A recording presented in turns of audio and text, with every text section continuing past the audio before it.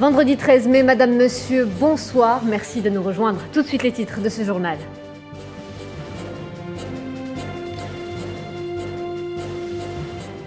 Décès de Cheikh Khalifa Ben Zayed, le président des Émirats Arabes Unis et émir d'Abu Dhabi. Le gouvernement émirati a décrété un deuil officiel et les drapeaux mis en berne pour une durée de 40 jours. Le président algérien Abdelmadjid Tebboune a présenté ses condoléances. Un jour de deuil a été décrété demain.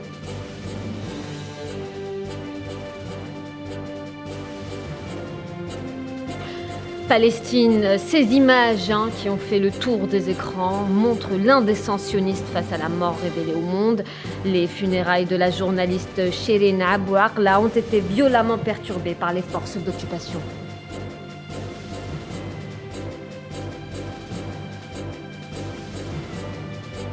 En Tunisie, le président Kais Saïed adresse un message aux individus portant atteinte à l'État tunisien au moment où le pays se prépare à plusieurs événements importants.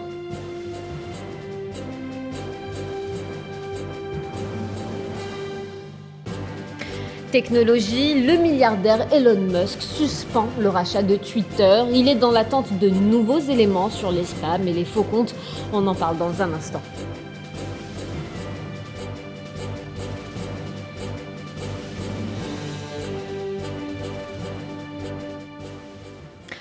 On entame donc ce journal avec cette triste nouvelle aux Émirats Arabes Unis. Le président du pays et émir d'Abu Dhabi, Khalifa Ben Zayed Al Nahyan, est décédé à l'âge de 74 ans. Le gouvernement a décrété un deuil officiel et les drapeaux mis en berne pour une durée de 40 jours. Né en janvier 1948, Cheikh Khalifa a succédé en 2004 à son père, Cheikh Zayed Ben Sultan Al Nahyan, président et père fondateur des Émirats Arabes Unis.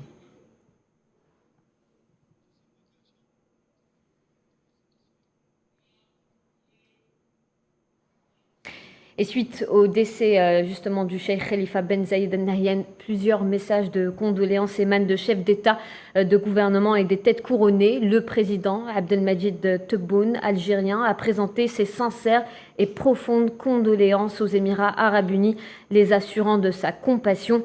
Le président algérien Abdelmadjid Tebboune décrète un jour de deuil demain, samedi 14 mai, en Algérie.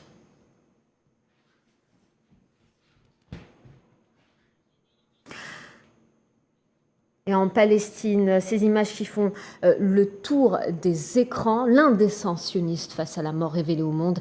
Les funérailles de la journaliste d'Al Jazeera, Shirin Abu Akleh, ont été violemment perturbées par les forces d'occupation. Shirin Abu Akleh, assassinée il y a 2 jours à Al-Quds, occupée, a été inhumée ce vendredi. Souhila Akilal. Des images qui glacent le sang. Le cercueil de la reporter d'Al Jazeera a failli finir par terre. Comme si cela ne suffisait pas, qu'il l'ait froidement assassinée devant les caméras. Les sionistes se sont permis aujourd'hui de perturber les funérailles de Shirin Abu Akleh, la martyre d'Al-Quds. Matraquage de la foule, arrestation arbitraire, interdiction de hisser le drapeau palestinien ou même de brandir les photos de la défunte. La répression sioniste ne connaît finalement pas de limite et même les morts n'y échappent pas.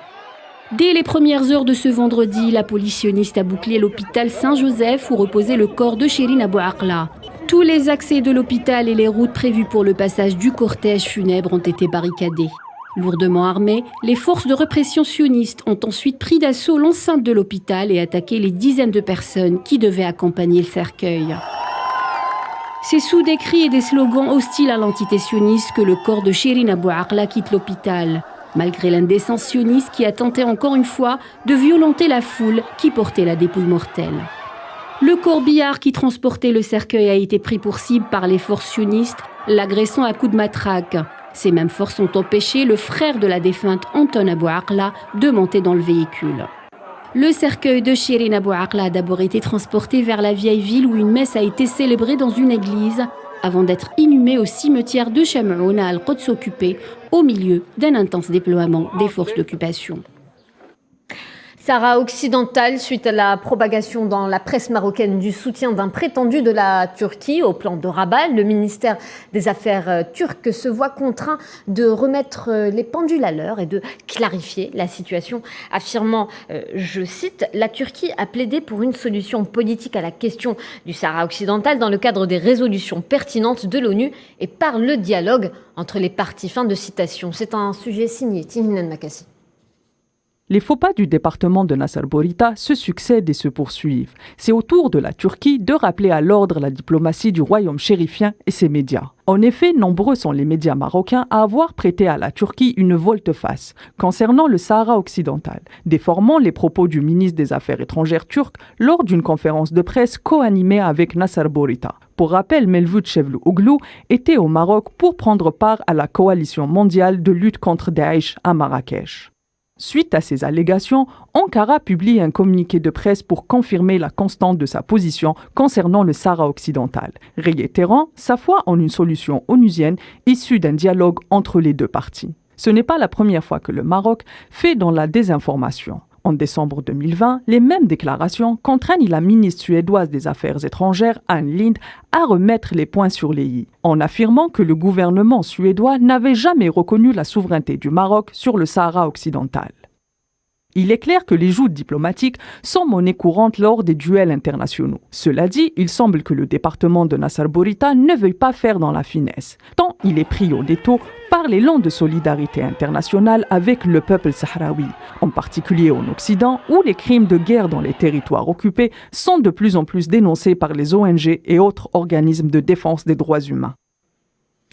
On va rester au Maroc pour parler économie. Le Haut Commissariat au Plan a publié les chiffres relatifs à l'emploi et au chômage au premier trimestre de l'année en cours. Et là aussi, la situation est alarmante. La crise économique déteint sur le secteur de l'emploi. Le taux de l'emploi national passe sous la barre des 40%. Kheretim Batash. Après la crise énergétique et la sécheresse, c'est au tour du marché du travail de vaciller au Maroc.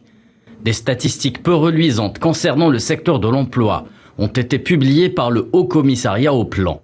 Effectivement, le nombre de personnes reconnues au chômage, selon les statistiques de l'organe officiel, ont effectivement diminué de 68 000.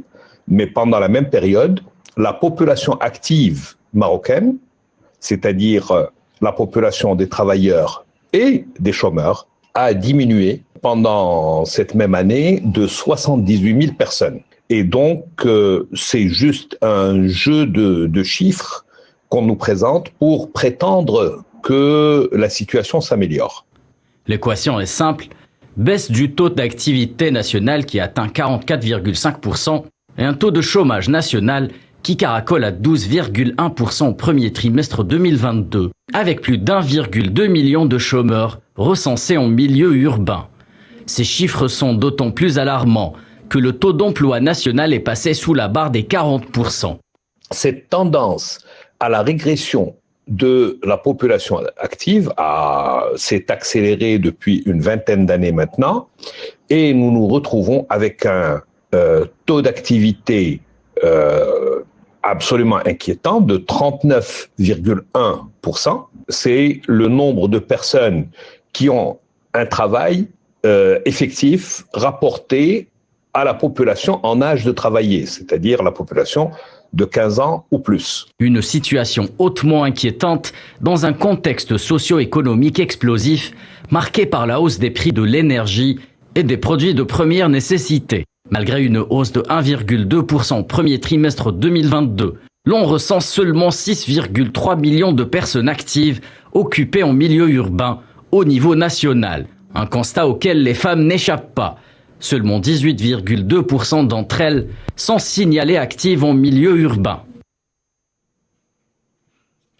Et en Tunisie, le président Kais Saïed adresse un message aux individus portant atteinte à l'État tunisien. Selon lui, cette déclaration s'inscrit dans un contexte où la Tunisie se prépare à plusieurs événements, dont un référendum sur des amendements constitutionnels ou encore les législatives. On l'écoute à ce propos.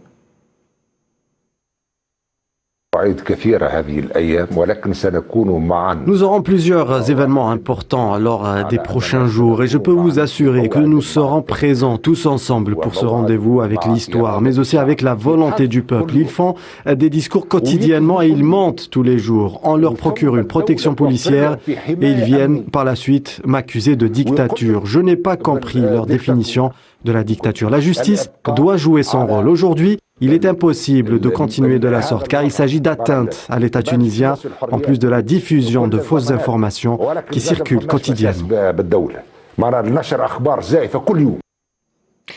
Le ministre français des Affaires étrangères convoqué par la justice malienne. La convocation de Jean-Yves Le Drian entre dans le cadre d'une enquête portant sur une atteinte aux biens publics et autres infractions remontant à 2015, et ce dans un contexte de relations très tendues entre la France et le Mali. Karim Bouaziz. L'affaire en question a émergé en février dernier par une plainte du mouvement de la société civile Maliko, accusant le ministre des Affaires étrangères d'avoir porté, je cite, « atteinte aux droits publics aux dépens de l'État ».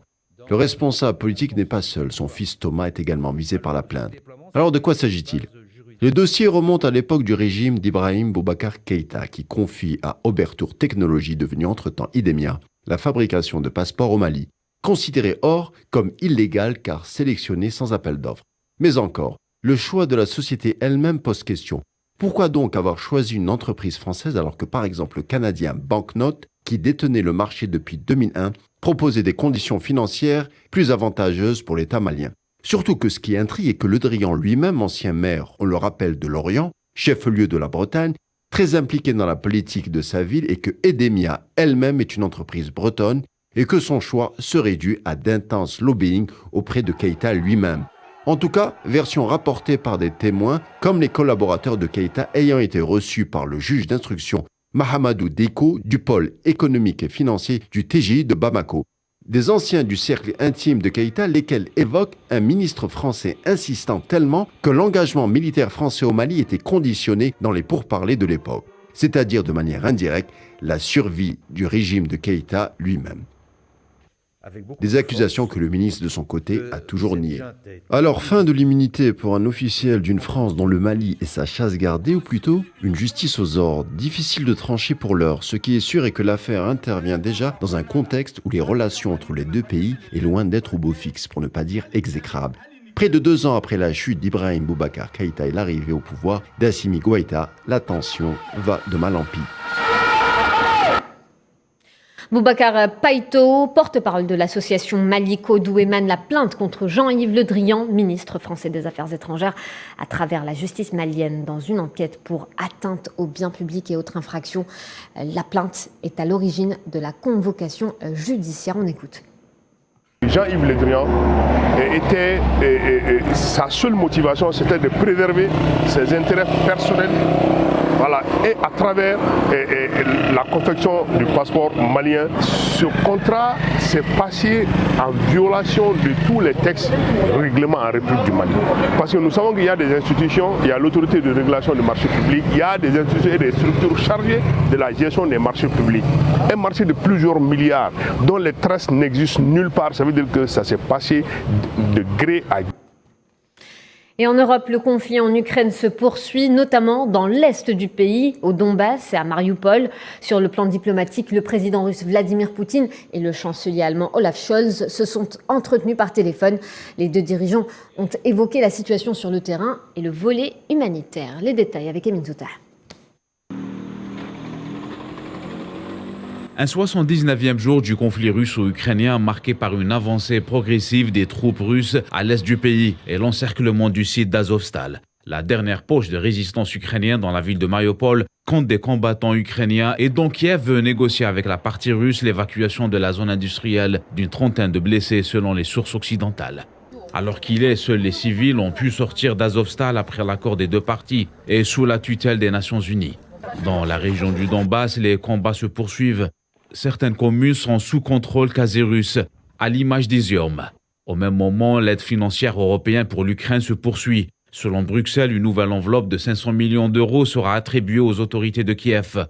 Depuis le début des opérations le 24 février passé, l'Union européenne a fourni à l'Ukraine une aide financière estimée à 2 milliards d'euros au total.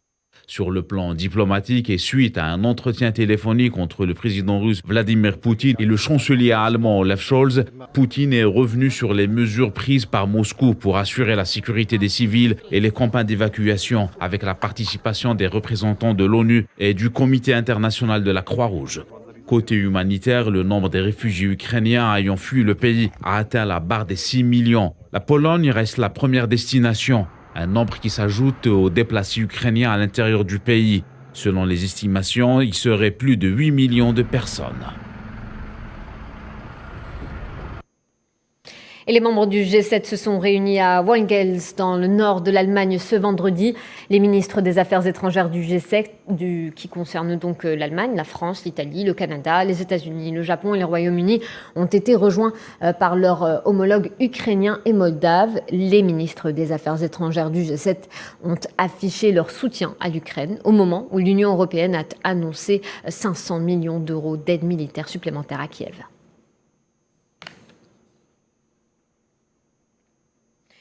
On va s'intéresser à la Russie et son économie. Le président russe Vladimir Poutine est confiant quant aux perspectives de son économie en dépit des sanctions de l'Union européenne et des États-Unis. Lors d'une réunion consacrée aux questions économiques, le chef de l'État russe a assuré que l'Occident souffrait davantage de leurs conséquences. Mohamed Wali Ben Chabel. Face aux nombreux défis extérieurs, l'économie russe résiste. Et ce, malgré une pluie de sanctions économiques sans précédent imposées contre Moscou, en réaction à l'opération militaire en Ukraine.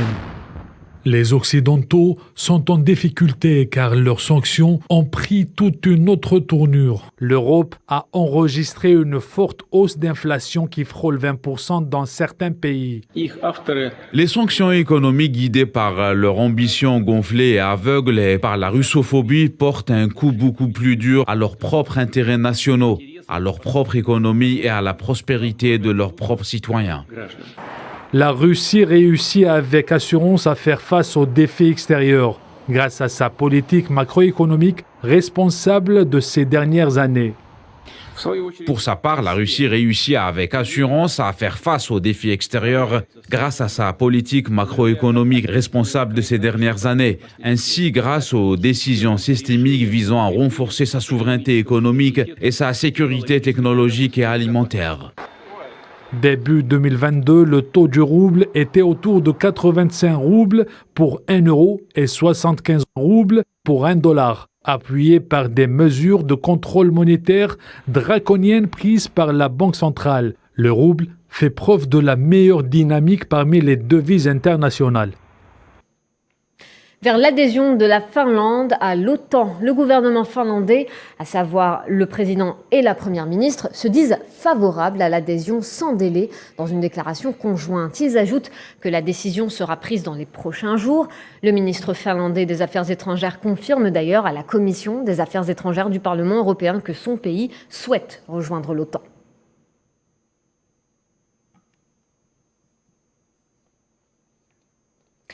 Une adhésion qui n'est pas au goût de Recep Tayyip Erdogan, le président turc. Il a exprimé son hostilité à l'adhésion de la Finlande et de la Suède à l'OTAN, au risque de bloquer l'ensemble du processus qui requiert l'unanimité des membres de l'Alliance Atlantique. D'après lui, cette adhésion serait une erreur, comme celle que fut l'adhésion de la Grèce au traité de l'Alliance Atlantique. On l'écoute.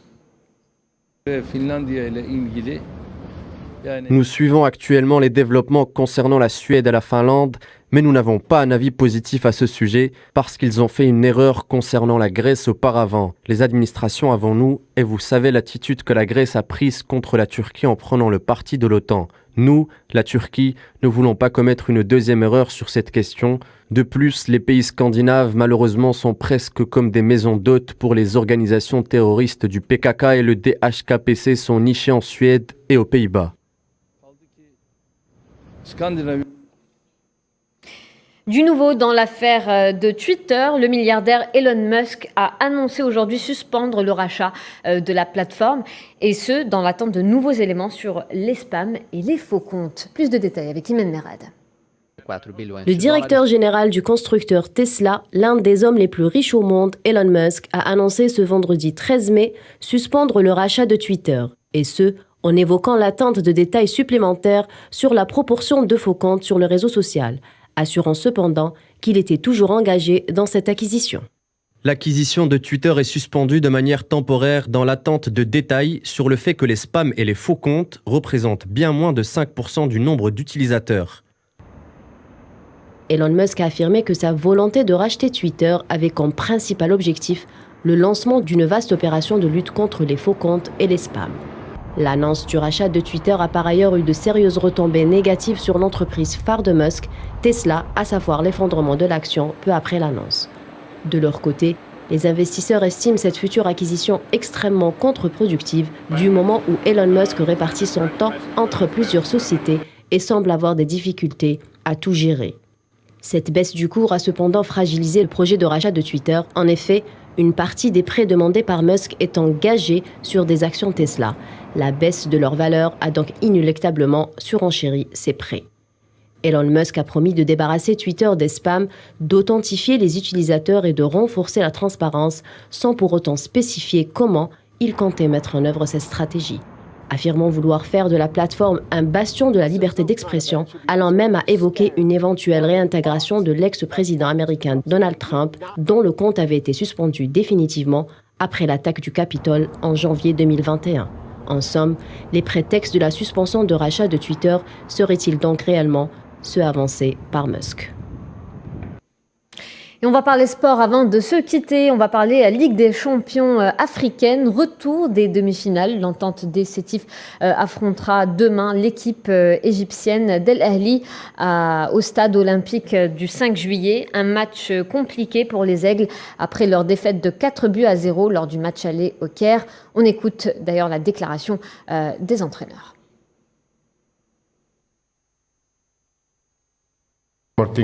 On doit choisir soit de prendre le risque dès le début du match et jouer l'attaque en essayant de marquer des buts, ou alors de gérer la première mi-temps et diviser les efforts afin d'aller chercher la victoire avec le meilleur résultat possible. On va jouer un autre match. Pour nous, le score est de 0-0. On est venu ici avec une mentalité d'un score de 0-0. Donc, je pense que vous imaginez quelle sera la stratégie quand on a un score de 0-0. Et voilà, c'est la fin de ce journal. Merci de votre attention. Tout de suite, un point météo présenté par Amel Amézienne Zitouni. Passez une excellente soirée sur Al24 News.